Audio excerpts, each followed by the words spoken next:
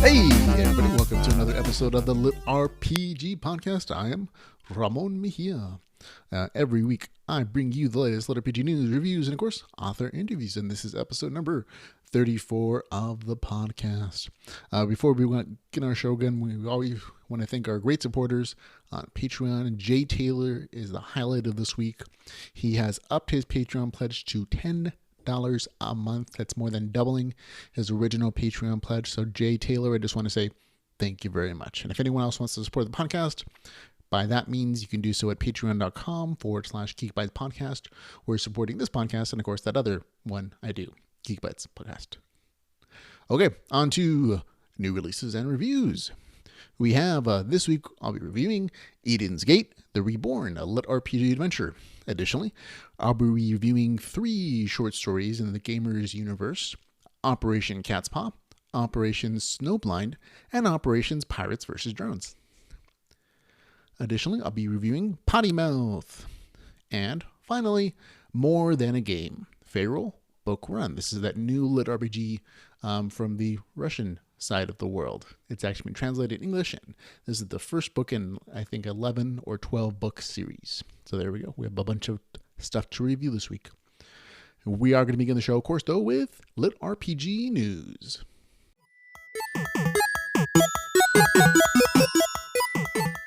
And in LitRPG news, we're going to be with some great deals for you, the viewer and listener at home. We're going to be with Luke Chimolenko, author of Ascend Online. He's putting his best-selling novel, Ascend Online, on sale for 99 cents. So if you haven't read it, go do yourself a huge favor and go buy it. If I've already read it on Kindle Unlimited, I'm going to buy it anyways. I love it that much. So thank you, Luke Chimolenko, for making this a no-brainer buy. If 99 cents is not a good enough deal for you, the author of the Omegaverse series, G.R. Cooper, has actually put his first book in that series up for sale for free. That's right, folks, free, F-R-E-E. The price that you don't really pay. It's a good series. I actually like it. The first 3 books in that series are all sci-fi LitRPG set in like a sci-fi game world.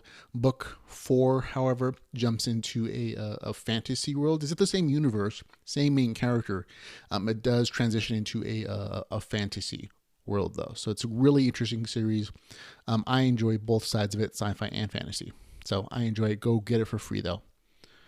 Okay, also in LitRPG news, we have Alaron Kong, author of the Chaos Seed series. He's put some LitRPG merchandise up for sale at his website at litrpg.com/store. You can get some cool merch, t-shirts, hoodies, phone case, a bunch of cool things on there, so you can grab your LitRPG merchandise there. Additionally, Alaron Kong is actually organizing a LitRPG meetup. It's going to be in Atlanta, Georgia at the Joystick Game Bar on March the 11th, 2017 from 2 p.m. to 5 p.m. I'm assuming that's Eastern Standard Time. And he's going to host it. So if you live in the Atlanta area, anywhere near there, I highly suggest that you go find out where it is and sign up for it. You can, the link in the show notes, but it's going to be under meetup.com, Atlanta Geeks Nerds Meetup, the rest of the things in the show notes. You can also do a search for LitRPG Meetup from Alaron Kong, and it'll pop up somewhere, but it'll be in the show notes. Okay, a couple announcements. Spawn Campers is out as an audiobook. That's the second book in the Crucible Shard series, I believe. I reviewed it a few weeks ago, so I won't go over what I thought about it, but I'm always up for new audiobooks. Sometimes the audiobook version is even better than the written version sometimes, but I know we have a lot of audiobook listeners. Additionally, Soulstone Awakening is also out on audiobook. I enjoyed that series, even with the loosey-goosey game mechanics that appear sometimes, so I'd encourage you to go listen to that one. Give it a try and see if you want to download it for Audible. Okay, speaking of more audiobooks, Alaron Kong, Chaos Seed series author, is actually going to re-release his entire series out as audiobook. The first book is going to come out on March. He had an original narrator do it a while ago. Apparently he wasn't quite satisfied with the end product, and he's having another narrator do the entire series. So it's a much bigger project. And the author is going to be Nick Poedh, Poedh. Apparently, he's the author for some other big named fantasy series. But again, their first book is going to, and the Catspaw series, they come out in March, and every single month thereafter, apparently, is a new audiobook, book 2, 3, 4, etc., until they catch up with the regular novels. So look forward to listening to those. Okay, now we have, unfortunately, a few delays in some LitRPGs on our schedule. James Hunter wrote on Facebook this week that his next LitRPG novel, Viridian Gate Online Crimson Alliance, long titles, is going to be delayed. The editors apparently have it for a while, and they haven't given it back yet. It's being pushed from February the 17th release date to Snow later, apparently, from the author, to the February the 24th. So it's only about a week-ish pushback. Hopefully it'll come out a little bit sooner, but, it's something beyond his control. He wants to make sure it's a good product, so leave it with the editors as long as possible to make sure it comes out well. So there you go. Additionally, For the Guild, which is the book 3 in the Morelia series, has been pushed back to a February 28th release date. It's still an amazing schedule. That author has put out book 1 in January, book 2 just a couple weeks ago, and book 3 later this month. So that's 3 books in only like a month and a half, basically. So that's still an amazing schedule, and he still plans to release a new book every single month. And these are hefty books, by the way. They're not small 100-page novellas or anything. So it is reasonable to expect that they take a little longer. So I'm okay with waiting an extra week or so. Also, Jeffrey Falcon Logue, author of the Slime Dungeon Chronicles, has said that his 3rd book in his series is finished, done, complete, and it should be available for purchase in the next couple weeks. So there you go. That's a positive, folks. And Dungeon Madness, the 2nd book in the Divine Dungeon series by Dakota Craft, is out now. We're not going to be reviewing on this particular podcast just because I haven't had enough time to read it. It came out the day before that I'm recording, basically. So it'll be on the podcast next week, not this week, because this week was full and I have a limited amount of time. Sorry. But I've read a little bit of it so far, and I'm enjoying what I'm reading. So I can tell you that much, but the full review will come next week. Okay. Now in the upcoming LitRPG, we have Viridian Gate Online Crimson Alliance coming out February the 24th. For the Guild, book 3 in the Marilla series, February the 28th. We have Spitznauts, a permadeath LitRPG Lit FPS series, out on February the 28th as well. And then we have The Crystal Sphere, out on March the 10th, 2017. We have Awaken Online Precipice, that's the 2nd book in that series, out on March 31st. And then somewhere in March, Delvers LLC, book 2, is supposed to come out. It's going to be called Obligations Incurred. So there we go. That's the stuff that's upcoming. Okay, on to new releases and reviews.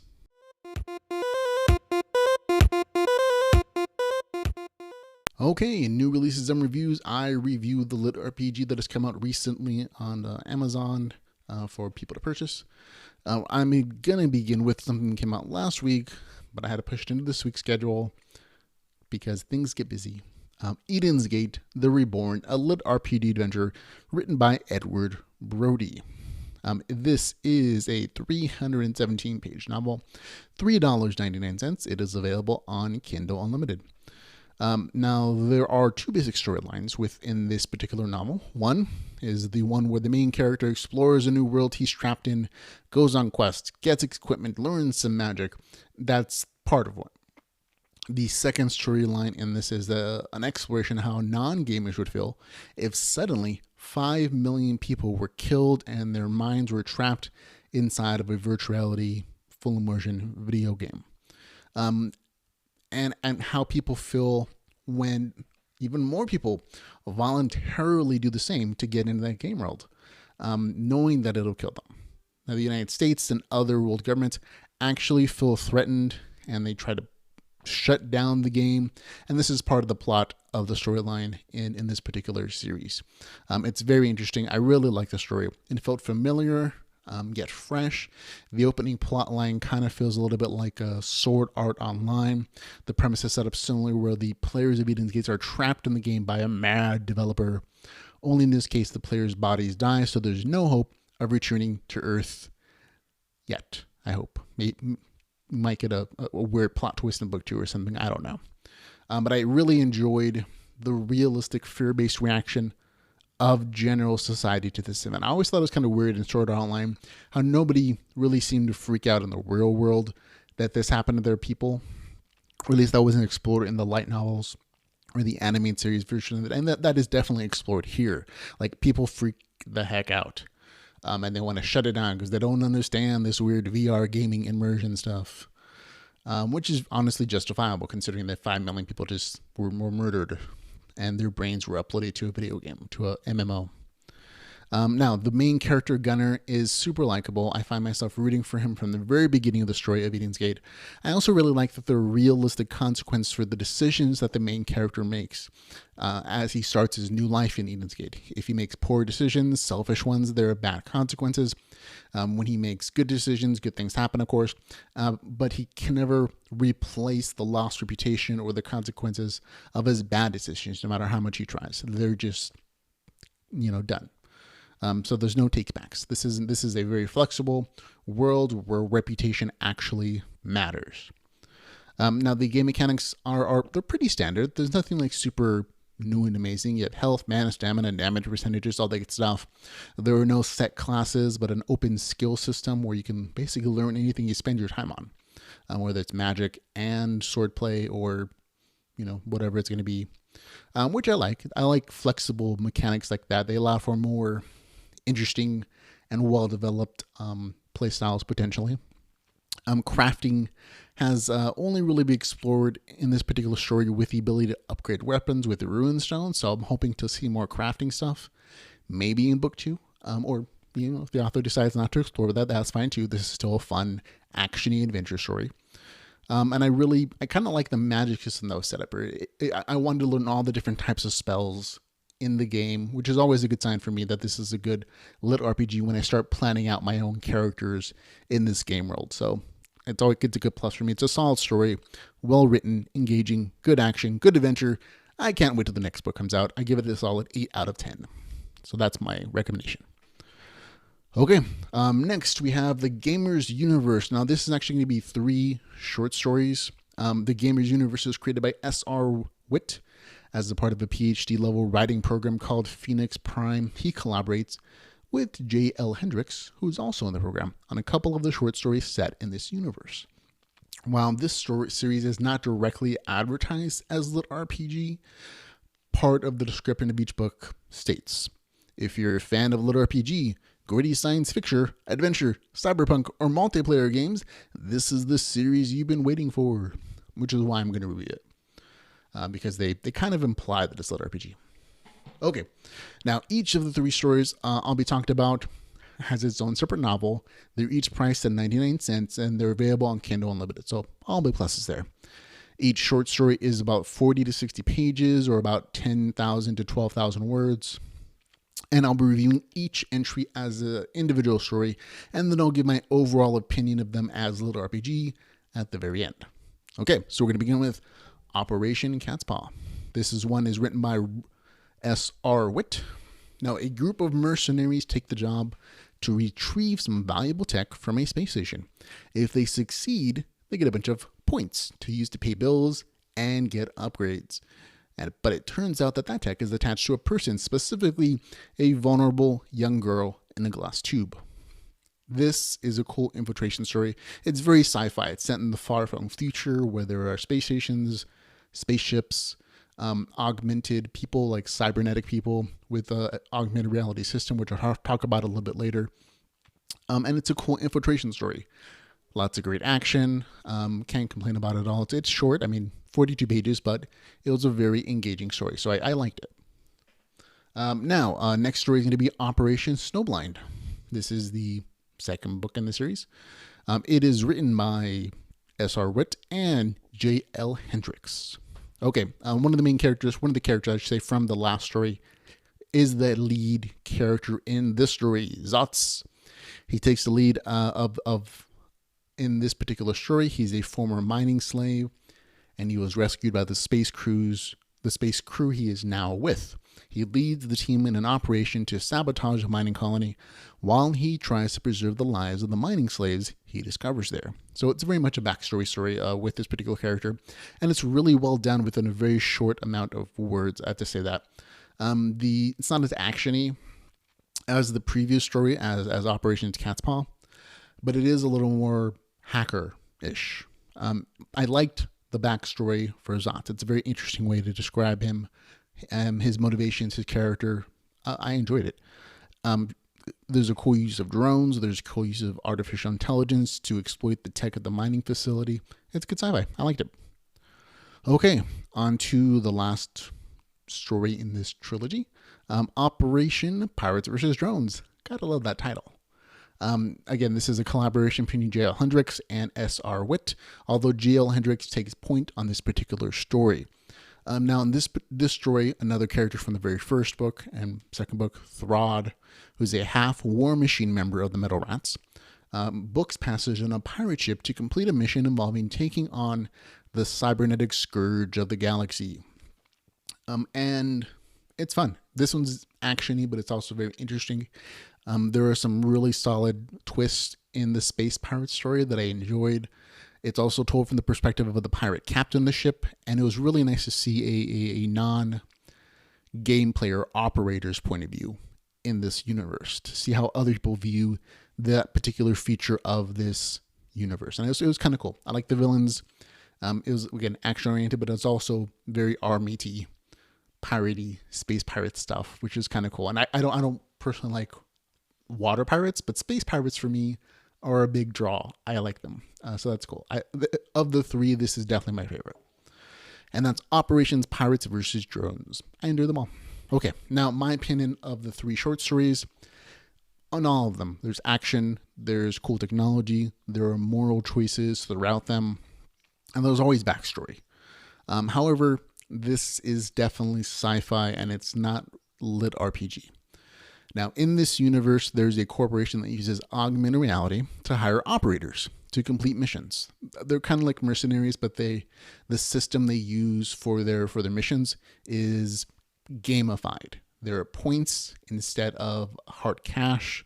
There are main objectives, bonus side objectives for each particular mission.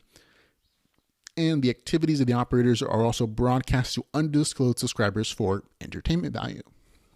So it's kind of a gamified jobs board in a way. And that's how I kind of see it. It's not so much a game mechanic system as it is an augmented reality, job board kind of thing that happens there, which is not the same thing as a game system for that LitRPG uses. Now to kind of show you what I mean, in LitRPG, there are two qualifiers that make it LitRPG. One, there are the story is set in a game world, or there are game mechanics in that world that are obviously stated. And in this particular case, that is trying to be done through this augmented reality system. There are 2 points to the game mechanics in this storyline. One is the points that teams get for completing their missions. And the second is a reference to leveling for team members that allows them to get new pieces of software or artificial components. And that's kind of it. Those are the 2 main points that are supposed to make up the game mechanics in this world. And I don't really see that they're actually game mechanics. They're more along the lines of just things that are put in there to make it feel a little more gamified.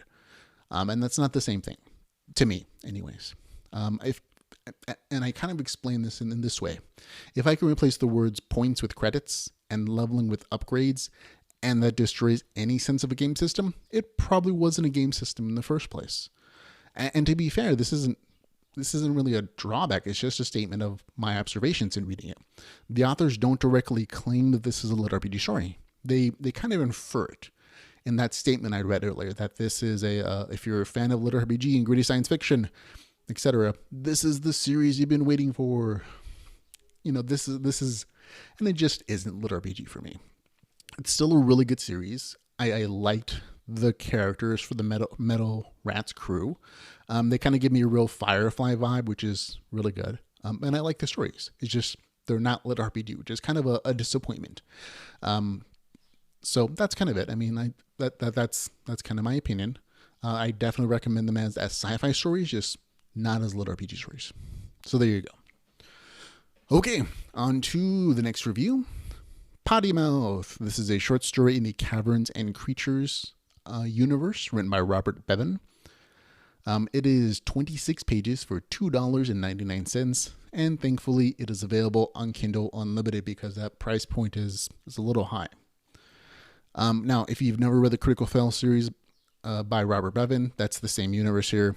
And if you have read it, then you're already kind of familiar with the special type of potty humor that makes this series beloved.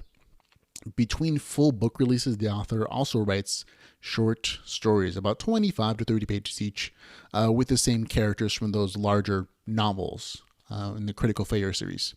Now, Potty Mouth is without a doubt the only one of these stories that I would classify as political satire. This is kind of a departure from all the other short stories, all the main stories from this author. It actually has an amazing number of pee jokes in it for 26 pages. So there is going to be a political bender. If that's not your kind of thing, then don't pick it up.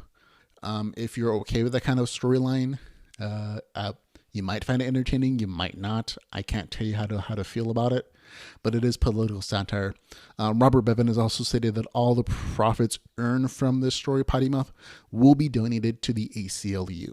So even if you don't like the political bend of the short stories, the profits go to a good cause. So that's always a plus on my half. So I picked it up. I actually paid the full, bit for it. Additionally, all 4 volumes of the Critical Fail series are actually on sale right now for 99 cents for the entire 4 books. So that's a great deal. Even if you don't pick this one up, the stories are funny in the main series, and they're really cheap right now. So go Robert Bevan. Okay, one more to go, folks. One more. More Than a Game, Fayroll Book 1. Now, this is 322 pages, $6.95. It is unfortunately not available on Kindle Unlimited. The author, Andrei Vasilyev, has written about 11 or 12 books in the Fayroll series in Russian, and this is the first one that has been translated into English. It's a rather expensive process to translate it, somewhere in the neighborhood $4,000 or $5,000 US, more expensive in Russian apparently, to get this kind of translation done. And so I purchased it just to encourage this kind of translation. And they're hoping that American English readers are going to enjoy this LitRPG stories. It says in the description that it was voted best book of the year by Russian readers at some point in the past. But again, this is kind of an older series, and you can kind of tell from some of the game descriptions that it is a bit older than the things we're reading now. Now, having said that, of course, I got an early release from the translators, so I can review it as quickly as possible. But again, I paid full price for the book, the big almost $7 price tag, when it was released. Okay, now on to the review. Short version. It's okay, and it gets better. The beginning of the story, I kind of had an issue with. Well, not issues with. It just wasn't that super entertaining for me, and I'll tell you why in a second. Okay, the basic premise of the story is this. Harrington is a reporter that gets assigned to write a series of articles on the latest full immersion VR game, Fayroll. That's it. That's why he jumps into the game, because he's a reporter and he's writing articles. It's not complicated. Now, again, the first 30% of the book, this particular character, Harrington, he kind of just plays as a VR tourist. And this is kind of the author's way of explaining the basic game mechanics of this world. And there's an exploration of player versus player fighting, player versus environment fighting, and also guilds in the story. And for me, that wasn't super interesting. Other people might like it more, but personally, and this may go back to like my personal gaming style preferences, I'm not into guilds. I'm not really into player versus player fighting. I like player versus player action when I'm playing MMOs and such, but guilds just aren't that interesting to me. That's a personal preference, which is why I probably felt that the first 30% of it just wasn't super entertaining. Like, it wasn't bad. It wasn't poorly written. It just wasn't super engaging for me personally. But after that point, once the main character, Harrington Hagen, as a warrior, goes off and explores the world, I had a really good time. The quests from that point on are entertaining. They're interesting. They felt very unique up to a certain point. And I like them a lot. He actually goes on a number of different interesting storylines. Like he fights undead landlords, witches, witchers, villas. There are a bunch of monster characters. And it was more engaging to me on that particular. As a solo character exploring the world, I liked that kind of storyline a little bit better as a personal preference. Now, there is a real world storyline in the book. It just doesn't do anything. This isn't a complicated story where he's trying to save the world from conquering by artificial intelligence. He's a reporter, so he has to occasionally jump out of the game and write the stories he's being paid to write. Like the biggest things he has to deal with in the world are a jealous girlfriend and a demanding editor. But there's a real world aspect to it. Now there is a potential storyline in here where as a game character, he discovers a really rare quest, and then the guilds in the game are starting to look for him to gain access to that quest, and it even spills into the real life. Now that doesn't really pan out in the story anywhere in this particular book. I think it'll pan out in later on in the series as he eventually goes to explore that rare quest. But for now, again, nothing in the real world really has an effect in the game world. Okay. Just one small point. This story felt really familiar at some point. Like I think I've read it somewhere before. About at the 40% level in this book, I kept getting the nagging feeling that I've read it somewhere. For like every single the encounters in the quest, I kept like predicting what the next one was going to be, and it felt really weird. So if you've read this story before somewhere, let me know, because I couldn't find it anywhere, and it's kind of bugging me. So you can send me that information at feedback@geekbytespodcast.com or at litrpgpodcast@gmail.com if you've read this somewhere before, because it's just bugging the heck out of me. Okay, that's it. Very good. I enjoyed it. It was good. Give it a quick 7 out of 10. If it wasn't for the slower beginning and the power leveling of the character by those guilds at the very beginning, it would get a better score. It's just that first 30% wasn't super engaging to me. So 7 out of 10, which is still a good score. 5 is average, 10 is perfect, 7 is in the middle there somewhere. It's a good story. And I'm looking forward to reading the rest of the series. So that's it. We're done. Finito. A lot of stories this week, guys. And if you enjoy the podcast, folks, remember you can round out all the ways to support us at litrpgpodcast.com/support. Even if it's just, sharing the link to the podcast on your social media, Twitter, Facebook, whatever, or liking us on Facebook and Twitter at LitRPG Podcast. That's a great start. I mean, that's a great way to support us as well. Let other people find us. They can enjoy this podcast too. Thank you, everyone. But that's it for me today. Thanks for hanging out. Thanks for listening to me talk about LitRPG and the things that I love about it. Until we can meet again, folks, remember to go read some LitRPG. Bye.